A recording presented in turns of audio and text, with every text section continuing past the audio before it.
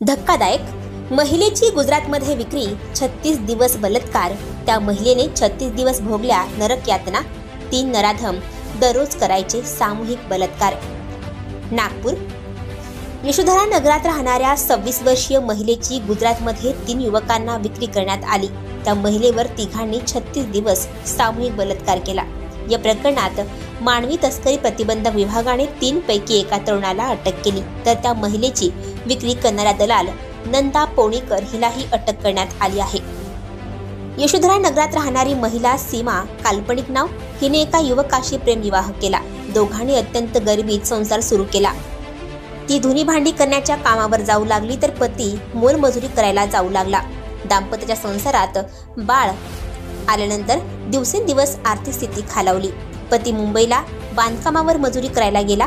सीमा चिमुकल्या मुलीसह एकटी राहायला लागली।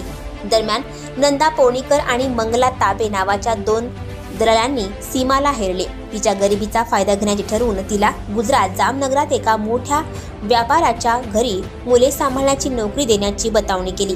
चांगला पगार मिळत असल्याने तिने पतीची संमती मिळवून मंगला आणि नंदा यांच्यासोबत गुजरात गाठले। दोघींनीही तेथे प्रतीक, चंद्रा, गोलू आणि संतोष या युवकांना महिलेची विक्री केली। सीमाला शेतातील घरात नेले।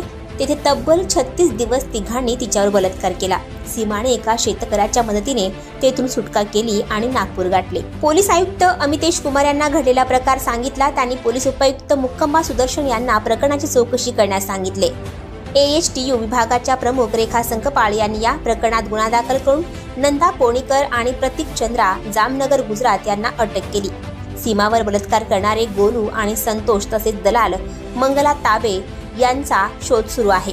अटकेतील आरोपी प्रतीक चंद्रा आणि नंदा पोणीकर सध्या पोलीस कोठडीमध्ये आहेत। आणखी नवनवीन व्हिडिओ पाहण्यासाठी आताच आमच्या इंडिया स्टार 1 न्यूज चॅनलला सबस्क्राईब करा, लाईक करा, शेअर करा। Bureau report, India star 1 news, Nagpur.